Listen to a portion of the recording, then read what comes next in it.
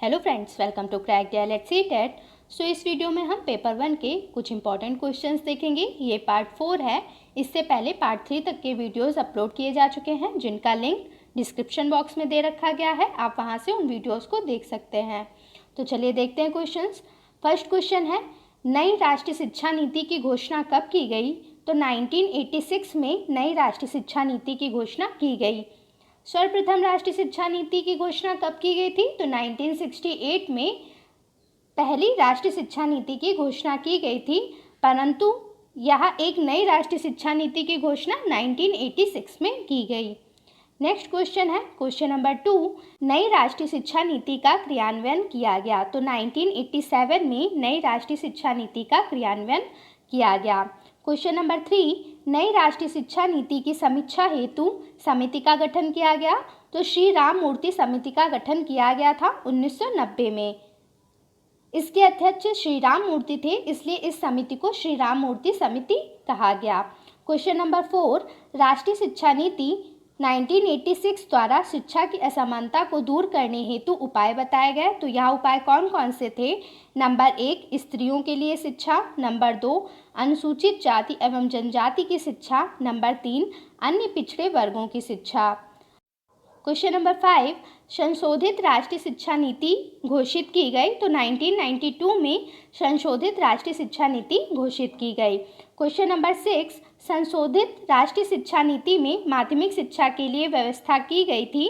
तो क्या व्यवस्था की गई थी? नंबर 1, प्रत्येक जिले में नवोदय विद्यालय की स्थापना की जाए, और नंबर 2, 10+2 स्तर पर व्यावसायिक शिक्षा की व्यवस्था की जाए। तो यहाँ माध्यमिक शिक्षा हेतु संशोधित राष्ट्रीय शिक्षा नीति के तहत कुछ उपाय बताए गए थे।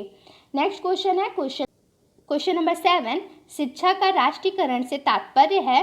तो शिक्षा पर सरकार का संपूर्ण नियंत्रण ही शिक्षा का राष्ट्रीयकरण कहलाता है। Question number 8, operation black board की स्थापना की गई। तो 1986 से 87 के अंतर्गत ऑपरेशन ब्लैक बोर्ड की स्थापना की गई, और यह 7वीं पंचवर्षीय योजना के तहत इसकी स्थापना की गई थी। Question number 9, operation black board के उद्देश्य थे। तो इसके उद्देश्य निम्नलिखित थे। नंबर 1, प्राथमिक विद्यालयों में कमरों, पाठ्य सामग्री तथा शिक्षण उपकरण जैसी सुविधाएं उपलब्ध कराना, और नंबर 2, प्राथमिक शिक्षा की गुणवत्ता में सुधार करना। तो नेक्स्ट क्वेश्चन है क्वेश्चन नंबर 10, राष्ट्रीय शिक्षा नीति 1986 के तहत शुरू की गई योजनाएं। तो राष्ट्रीय शिक्षा नीति 1986 के तहत कुछ योजनाएं शुरू की गई थी, जैसे नंबर 1, सर्व शिक्षा अभियान, जिसकी शुरुआत 2001 में की गई थी। नंबर 2, मिड डे मील योजना, जिसकी शुरुआत 1995 में की गई थी, और इसी के तहत नवोदय विद्यालय एवं केंद्रीय विद्यालय की स्थापना की गई थी। क्वेश्चन नंबर 11, राष्ट्रीय शिक्षा नीति 1986 में भाग थे। तो इसमें 12 भाग देखने को मिलते हैं। क्वेश्चन नंबर 12, राष्ट्रीय शिक्षा नीति 1986 के क्रियान्वयन हेतु सरकार ने कार्यदल गठित किए थे। तो 23 कार्यदल गठित किए गए थे। क्वेश्चन नंबर 13, 10+2+3 की संरचना के स्तर थे। तो इसके निम्नलिखित 3 स्तर थे। प्रथम 10 वर्ष में 5 वर्ष का प्राथमिक स्तर, यानी जो ये 10 वर्ष की शिक्षा थी, इसमें 5 वर्ष का प्राथमिक स्तर, 3 वर्ष का उच्च प्राथमिक स्तर और 2 वर्ष का हाई स्कूल निर्धारित किया गया था। जबकि +2 में इंटरमीडिएट स्तर तक की शिक्षा निर्धारित की गई थी, और +3 में 3 वर्षीय प्रथम डिग्री कोर्स निर्धारित किया गया था। नेक्स्ट क्वेश्चन नंबर 14, नई शिक्षा नीति के तहत निरक्षरता उन्मूलन कार्यक्रम किस आयु वर्ग के लिए तय किया गया था? तो यह 15 से 35 आयु वर्ग के लिए तय किया गया था। क्वेश्चन नंबर 15, स्कूल शिक्षा हेतु राष्ट्रीय पाठ्यक्रम रूपरेखा तैयार की गई थी। तो यह 2005 में तैयार की गई थी। क्वेश्चन नंबर 16, नया पाठ्यक्रम 2005 तैयार करने में सहयोग दिया गया था। तो NCERT के सभी सचिवों तथा देश के सभी परीक्षा बोर्डों द्वारा सहयोग किया गया था। क्वेश्चन नंबर 17, अंतर्राष्ट्रीय शिक्षा आयोग की नीति के अध्यक्ष कौन थे? तो अंतर्राष्ट्रीय शिक्षा आयोग की नीति जो बनाई गई थी, उसके अध्यक्ष जैक्स टेलर थे। क्वेश्चन नंबर 18, जैक्स टेलर की अध्यक्षता में जो शिक्षा नीति बनाई गई थी, उसमें एकमात्र भारतीय कौन थे?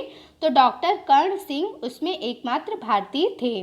क्वेश्चन नंबर 19, प्राचीन काल में विद्या संस्कार किस उच्चारण से आरंभ होता था? तो ओम नमः सिद्धम, इस उच्चारण के साथ विद्या संस्कार प्रारंभ किया जाता था।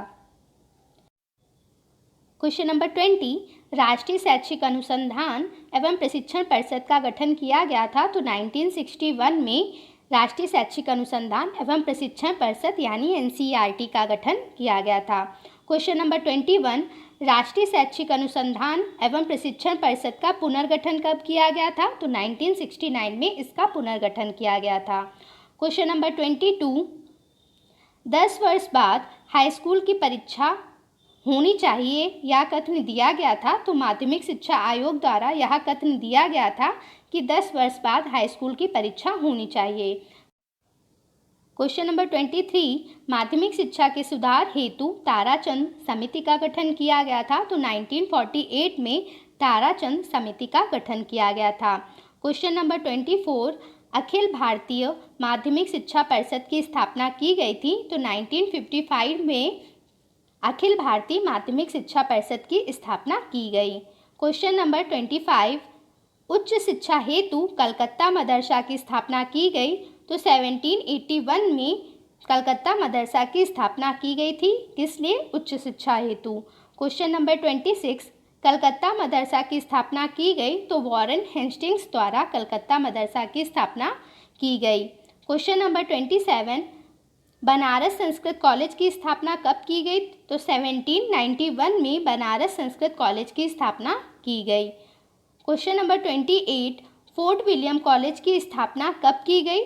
तो 1800 में फोर्ट विलियम कॉलेज की स्थापना की गई। यह स्थापना किसके द्वारा की गई? तो लॉर्ड वेलेस्ली द्वारा फोर्ट विलियम कॉलेज की स्थापना की गई। क्वेश्चन नंबर 29, सर्वप्रथम विश्वविद्यालयों की स्थापना का सुझाव दिया था? तो चार्ल्स वुड ने सर्वप्रथम विश्वविद्यालयों की स्थापना का सुझाव दिया था। क्वेश्चन नंबर 30, प्रौढ़ शिक्षा को अन्य किन नामों से जाना जाता है? तो प्रौढ़ शिक्षा को समाज या ग्रामोपयोगी शिक्षा, नंबर 2 कार्यकर्ताओं की शिक्षा, नंबर 3 जनता की शिक्षा आदि नामों से भी जाना जाता है। नेक्स्ट क्वेश्चन, क्वेश्चन नंबर 31, प्रौढ़ शिक्षा का अर्थ जीवन से, जीवन द्वारा तथा जीवन भर की शिक्षा है। तो यह कथन महात्मा गांधी द्वारा दिया गया था कि प्रौढ़ शिक्षा का अर्थ जीवन से, जीवन द्वारा तथा जीवन भर की शिक्षा से है।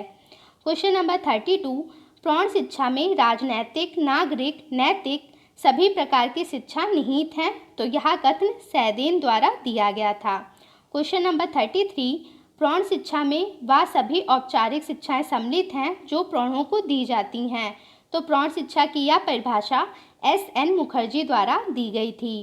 क्वेश्चन नंबर 34, प्रौढ़ शिक्षा हमारे लिए जीवन व मृत्यु का प्रश्न है। तो प्रौढ़ शिक्षा के बारे में यह कथन KG सैदेन द्वारा दिया गया था कि प्रौढ़ शिक्षा हमारे लिए जीवन व मृत्यु का प्रश्न है।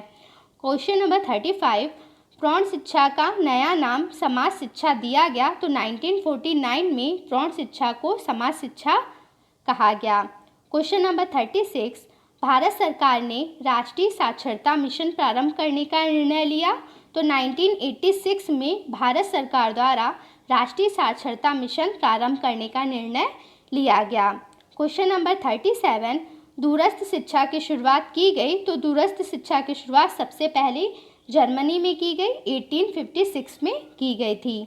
क्वेश्चन नंबर 38, पत्राचार द्वारा भाषण शिक्षा शुरू किया गया। तो चार्ल्स टासेंट द्वारा पत्राचार द्वारा भाषण शिक्षा सर्वप्रथम शुरू किया गया।